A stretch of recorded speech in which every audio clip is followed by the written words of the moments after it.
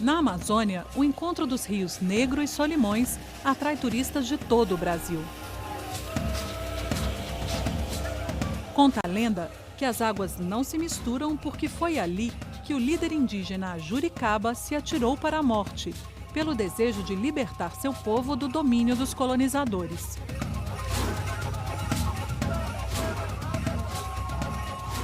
A exploração econômica da Amazônia começou em 1541, quando o capitão espanhol Francisco de Orellana desceu o rio em toda a sua extensão. Ele foi o primeiro a desvendar as riquezas do lugar e enviou relatos de seu achado à Europa. Assim, a cobiça se espalhou. Portugal, França, Holanda e Inglaterra passaram a organizar expedições para invadir e explorar a região. Para facilitar a dominação dos indígenas e forçar a ocupação, os colonizadores deslocavam as tribos à força para lugares distantes. Era o chamado descimento. Longe de suas terras, os índios ficavam confinados e eram submetidos a trabalhos forçados. Ali, abandonavam suas crenças pela fé cristã, pregada pelos jesuítas. No século XVIII, os portugueses já dominavam a região e mantinham fortificações e povoados em pontos estratégicos. Mas as missões enfrentavam cada vez mais a resistência e a revolta dos povos indígenas. Em um afluente do Rio Negro, havia a grande aldeia da tribo Manau. Ali vivia o corajoso guerreiro Ajuricaba, filho do cacique Uiuiebene. O jovem era belo e forte. Seu nome vinha das palavras indígenas Ajuri, que significa ajuntamento, e Caba, como é conhecido o marimbondo. O que eu posso dizer, o povo Manaú esteve na região hoje Manaus, né? Antigamente chamado por nós como Dia Canenavi. Dia é rio, Canenavi é casa do Abiú, terra do Abiú seria isso, né? Então ali que viveu esse povo. Povo guerreiro e temido, os Manaus dominavam outros grupos mais fracos. Eles chegavam a capturar indígenas inimigos e entregá-los aos brancos em troca de utensílios e armas. Com a morte de seu pai, Ajuricaba tornou-se cacique e passou a combater os colonizadores, a escravização e a exploração que eles promoviam. A resistência dele foi muito grande, né? Os portugueses se sentiram ameaçados, né?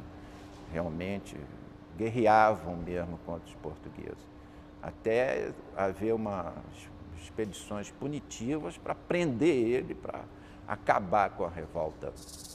Em 1723, indígenas comandados por Ajuricaba atacaram uma tropa vinda de São Luís. Tão logo soube do ocorrido, o governador do Maranhão e Grão-Pará pediu reforços a Portugal. Maia da Gama mandou dizer ao rei que o cacique guerreiro era uma ameaça, pois estaria aliado aos holandeses. O cabo Belchior Mendes de Moraes foi enviado de Lisboa e seguiu para a região do Rio Negro com seus soldados.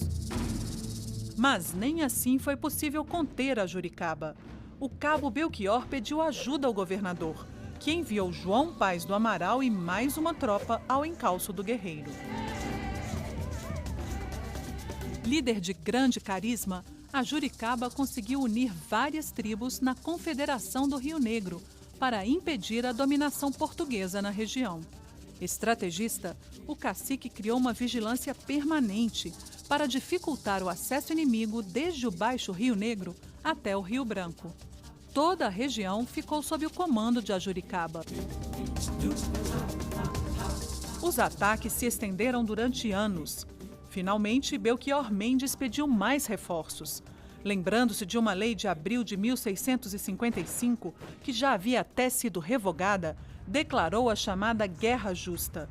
Essa lei justificava qualquer ação ofensiva contra os indígenas. Os ataques de Ajuricaba eram motivo suficiente para a guerra. A Guerra Justa, inclusive, tem o selo papal, né, junto com o rei, né?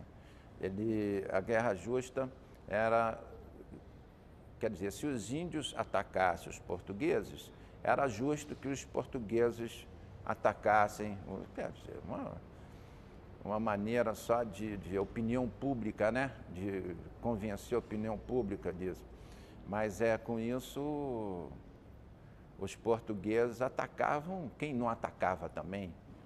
Aí era um massacre danado. O que os portugueses queriam era dominar mesmo, escravizar, explorar economicamente, né? Tomar para si o território.